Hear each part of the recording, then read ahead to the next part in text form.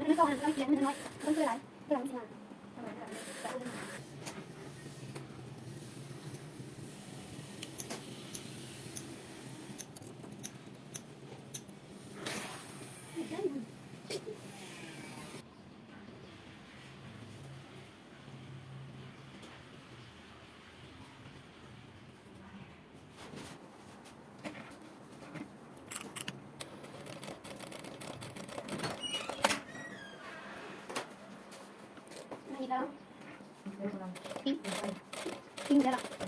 cứ làm pin mà cái con kéo đó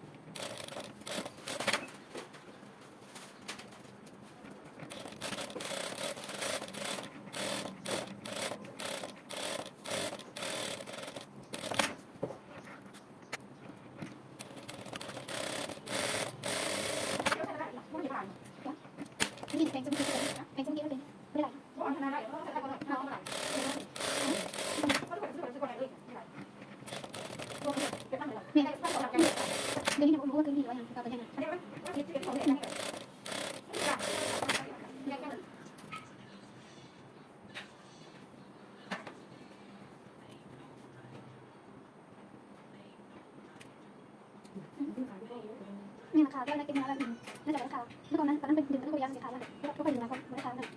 ข่าวละ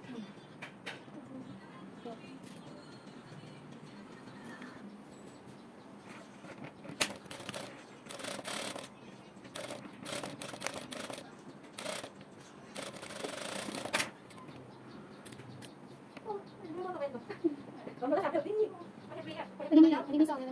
นี่หาเงินกันเลยแต่เขาเงินนี่หาเงิน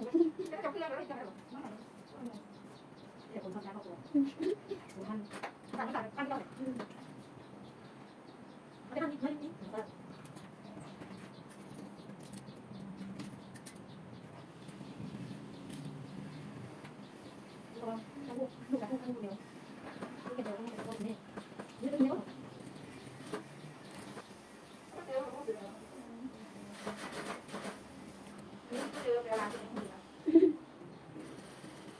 ไม่รู้เอาอยู่เอาสมมติไหนคุณอยู่ไหน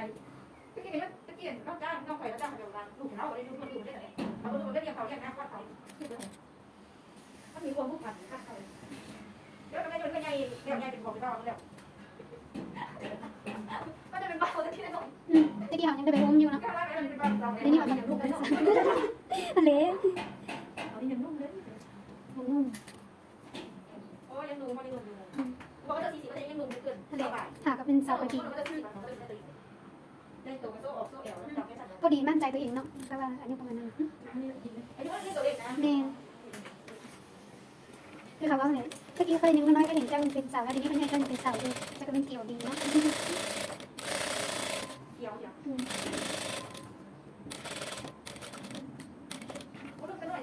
ได้จำนี้กินที่เบื่อแล้วซุปนี่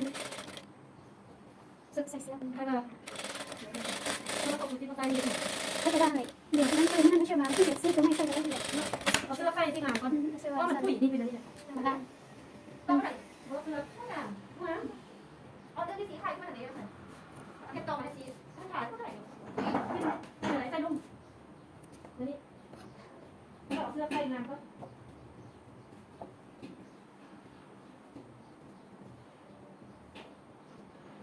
ดูว่าผมใส่ตึ้งอะไรแบบนี้เสื้อแต่งงานไม่รู้ว่าที่เราใส่ชุดอะไรกันก่อนเอาละนะไปหลอกที่ตัดแค่นี้แบบนี้นี่เอาต้องมันไปหลอกมันเขาก็พูดดิเขาว่าเขาจะเอาที่นั้นเพราะว่าสลับกันนี่ไม่ได้สลับที่สลับลืมสลับกันก็สลับกันก็นานเลยต้องทำอะไรก็เป็นขีดกันก็จบแล้วก็สิมันมัดแอวใช่ไหมสลับหรือว่าใส่ซื่อๆไม่ใช่อะไรนะก็ใส่งานก่อนเล่นอยู่มาใส่เอามาใส่แอวว่าเอาสลับกันแอวแล้วมันสลับกันจะหนีไปมันโดนกันจะเกี่ยนะอันนี้เพราะว่าคำนี้ไปเองอ่ะคำนั้นต้องหยิบคำนี้สลับกันเพิ่มไม่เป็นไรก็บอกตอนนั้นก็ยิบแล้วก็ป่วยเขาจะให้เองเพราะว่านี่นะตอนนั้นก็ยิบได้5 มือบอกก็เร็วเนี่ยอาทิตย์นึงแม่นะตัวมีคนบอกเราไปซ่าเลยแล้วเขายังบอกอย่างนี้เลยเก่งเก่ง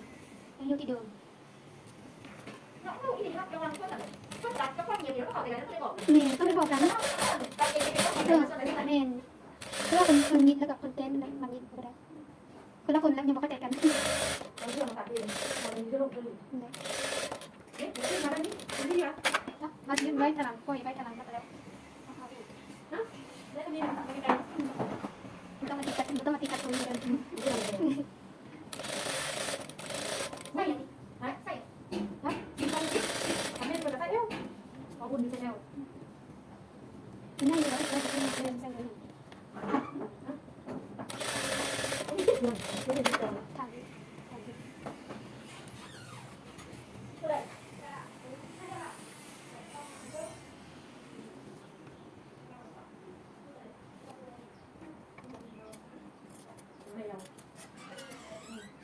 ทำมาแล้วกำลังทานได้ดีเอาเอใส่รวมแล้วเป็นหมดสวยโอ้ยการครับ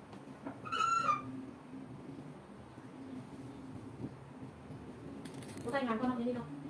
ในผู้ถ่ายเนี่ยก็ไม่ได้ที่เอามาตัดเตียวจะพบอยู่ห่ะ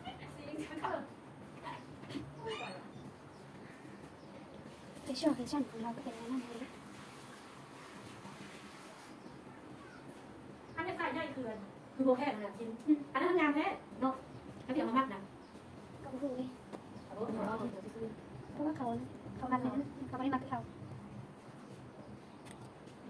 นั่นแต่ว่าวันนี้เพื่อนนั้นเขาจะกลับบ้านแล้ววันนี้เพื่อนนั้นเขาจะกลับบ้านสิ่งนั้นวันนี้น่าจะมาทานแล้ว5 โมงกันที่ถามว่าเรากำลังจะนี่คือสุดยอดกินขอโทษรู้สึกคอยนี้มันยังไม่ได้ตับ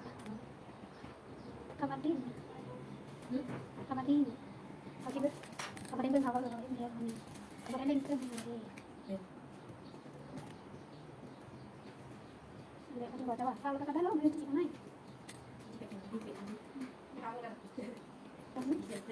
เราเข้าไปทานกันนะ ก็เกือบถั่วมาทันที เนื้อก็ไปซ้อมไปช่วยเบียร์เรา เดี๋ยวทานมันเป็นอะไรกัน เมื่อกี้เราจึงบอกว่าเรายังค่าเป็นโบเป็นไปช่วยเรา เลิกการไปแล้ว ค่าเป็นโบเป็นเราไปช่วยนะ คนที่เขาทำเนี่ยมีคนเดียวเลย เพราะว่าเขาทำบุญดี เรียนที่เดียวหรอ บุญเขา ตั้งใจขายที่เราเนี่ยบ้องมันเป็นอะไรกันคือเดียวก็มีก็มีก็เรียกเอาได้เป็นคนที่ต้องตัดกินด้วยได้ดีกว่า เป็นคนแบบทำบุญบุญค่อยเศร้าหากินต้องหาเลี้ยงตัวเอง คนที่ต้องตัดคนที่ว่าเด็กตั้งใจเฮ็ด เรียนอะไรก็โบเป็น ใครบ้างก็แล้วคนที่ต้องตัด แต่สลายเนาะนะสลายคนนั้นแต่ว่าคนนั้นเขาจะมีสลายก็มาเป็น นี่ ค วัน น เนี้ เลี้ ย ยง เราเป็นคือเราเพราะเขาต้องการทำบ่าย แล้วเขาจะแต่งตัวงานดีคนไทยกับตรงนั้นเนาะไทยก็อยากได้เป็น แล้ว เดียว งานมันแบบเหมือนแต่งงานมาแล้วก็ทำไปแต่งเอางาน เมนจะมาเอามาเจ๊งเด้ เพราะเขาหมายก็คือถ้าเราจะแต่งคือเขาเอาไปนะ เมน ถ้าเราแต่งคือเขาใจเขาก็เอาไปทางนั้นเอาไปได้แต่แต่งคือเขาแต่งแล้วใจเขามาคือเราน้อยผมที่ตายแล้วมันไม่ใช่อย่างกล้าป้ามันตายพอแล้วเขาเอาแล้วแบบ50 บาทแล้วเข้าแบบสมปัญญาเข้า เราจะมุ่งอยู่อ่ะ โอ้เข้าเลยทันทีก็อย่างที่เราเป็นอายุนานนะมึงนั่งเข้าจะไม่เข้าสบายสบายแล้วตัวเองเป็นงานเด็กเนี่ยนะเราอยากเราจำเลยต้นจะได้ข้อเก็บเราทำเลยก็ต้องมีกับพี่เราสบายใจแต่เราก็จะภาพเป็นเนี่ยนะที่เราเด็กเราตั้งใจเย็ดเป็นเนี่ยเลยว่าเขาต้องงานนี้ ขนาดเรียงเขาแล้ว เนี่ยเหมือนเราตอนแรกผมเราย่อมมีอยู่ในการเป็นอะไรแล้วผมเราอยู่มือเราอยู่เราซื้อเราไม่ได้ว่าที่ผมคิดอะไรเลยไม่ได้สนใจเลย ตัวเราน่าจะดูใจดี ส่วนนี้ส่วนที่ว่าเมียเป็นแบบนั้นเลยเราซื้ออะไรเราไม่ได้เมียเลย เขาเป็นเขาเป็นสุดดี เขาซื้อวิโรเขาใจ นี่มา เพราะว่าเราได้จะการเขาเลยเราได้จะการเรานะเราได้จะการเราได้จะการร้านเหมือนกันก็ไม่ได้จ่ายหรอกไม่จ่ายแต่เราเก็บเองแบบเรียนที่มันเป็นแบบคนอายุเท่ากันแต่ว่าพนักงานเราคนไม่ถูกกันเราคนนี้ตัวพักตัวเข้าแต่ว่าคนนี้คนนี้คนด้วยนั่นน่ะเป็นลูกเรามีแล้วเป็นเขาที่รักกันก็มีไว้อย่างนั้นแฟนมู่นั่นเลยสิกันนั่นแต่50 บาททำแบบนี้เรายังลูกยังรออยู่ก็จะอยู่ข้างเราจะขยันแม่เกี่ยวกับตัวเลขเองอันมู่ที่ว่าเรียบอยู่ของคนเรา50เราเอาสรุปปีนี้เราเอา5 ปีไม่ตัวคนดีดีค่ะก็ยังลูกยังดีเทียบกันอยู่พวกนี้เราเท่าก็ที่ลูกได้แล้วมันลูกมันก็ไม่ได้แต่ที่เราตัวซื้ออะไรได้ซื้อของข้าวตายไปดิเขาไม่ใจตัวเองไม่ได้เขาไม่ใจเด่นวันนี้เขาเป็นลูกซื้อของข้าวบอกนะแล้วแต่เขาก็ได้ปืนเขาไม่ขี้กันได้ในเรื่องอะไรเขาบอกนี่รู้แต่ว่าเรื่องนี้นะ ทำได้ตั้งใจ กระบอกเดินมันก็ฝันเครียด บ่หลายทุกเกียร์บ่หลายทุกที่สั่งให้ จะได้คนทำดีเขาที่การจะมาคนราคาเขาเลยเพราะว่าเขาแบบเดี๋ยวเขาบอกการเล่นไปทะเลเขาฟังไปเลยนึกว่าเขาบอกว่าเขาฟังที่เพลงต่างเราเลยนะที่น้องเขาว่าไม่เห็นก็ยังเราไม่ได้รู้ก็เราแต่ถ้าเกิดเป็นมันก็ ก็ว่าตามที่เราเคยเห็นก็ส่วนหลายเลยนะคะ แม่ก็สบายเป็นแบบแบบเขาเข่าวันนี้เราให้เราได้เตรียมใจเป็นเนี่ยแล้วก็ทีอ่ะอันเรื่องทำกับแก้วอะไรเราไม่ได้ของเราเป็นเนี่ยไม่บอกเรากับคนคนนึงพวกมันเนี่ยเราไม่ไปให้เราไม่บอกก็งั้นก็ต้องถ่ายก็ต้องไอ้ใจจะได้ไอ้เขาไปใจจะไม่ต้องเขาบอกว่าแล้ววันนี้เราจะย่อมไม่ได้กันหรอกไม่ใช่ซื้อลูกดิไม่ทันพ่อป๋าเลยเรื่องแบบนี้ลูกมันน่าจะให้เป็นไส้กระซักหรอกแล้วถ้าซักไว้ก็จะไม่เงินไม่งั้นแต่ถ้าว่าเขาที่ถือซองกระซักแต่ไหนแต่ว่ามันที่ค้าเนี่ยเนี่ยแต่เขาไม่ได้โดนลูกเขาไปเที่ยวซึ่งเราควรเราไปส่งสายนะคะเราบอกว่าเนี่ยเรื่องนี้ส่งสายหนูบอกเรื่องเหลือเดียวลูกกับลูกเดียวเลยเอาไปสักพักเดียวเลยเรื่องอย่างนี้เนาะเราก็ต้องเป็นนี่หรอมีอะไรข้ามนี่เลยเป็นสักพักเดียวเอง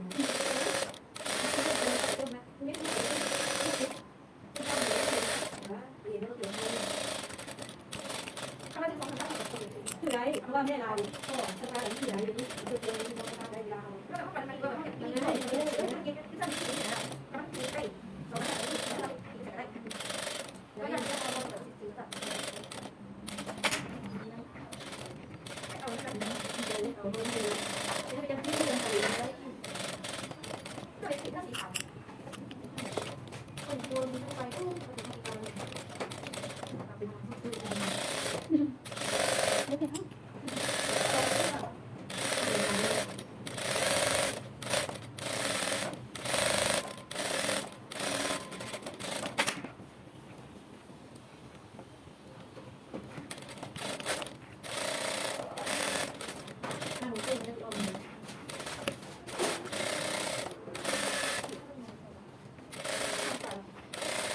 14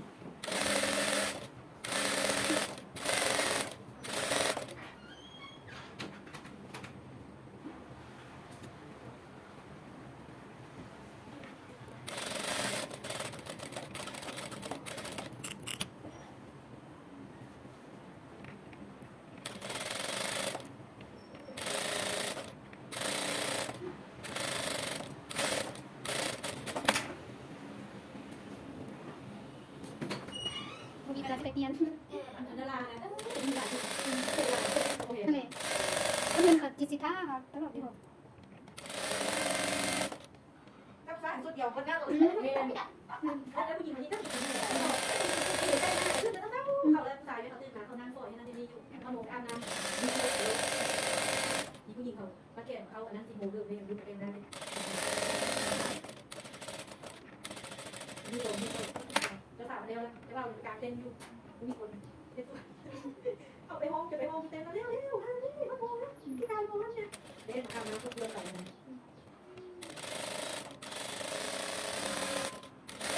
แล้วก็มีครอบครัวนี่ก็คือที่เอาแบบที่เขาตัดสินใจเอาแล้วแม่เขาหาน้อยเขาก็หาแบบนี้ก็ดีกันเนื้อก็ดีเพราะว่าเขาติดข้าวเขาก็จะมีเงินแต่ไหนจริงๆเราเนี่ยสองคนทานเนี่ยไอ้บ้าหัวกันค่ะ ผมไม่ได้เปิดให้ตัวเองเปิดให้เขาซื้อ ไปมาคนหมด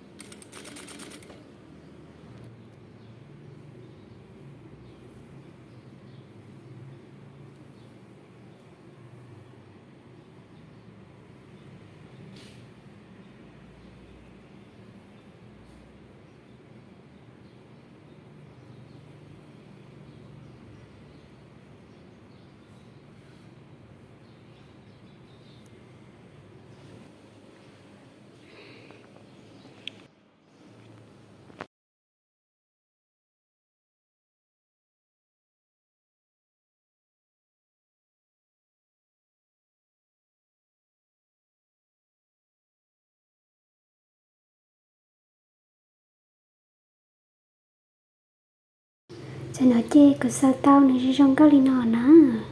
ที่ช่องเกาหลีอ๋อแล้วน้อยเจก็ชอบไปละใช้นี่ละเสียเอ็มมาลิชินชีตัวเต้าเลยจะวิดีโอนะว่าฉันนั่นเต้าตอนนี้อ๋อนี่จังตัวป้าจังกากุเทียนะยะ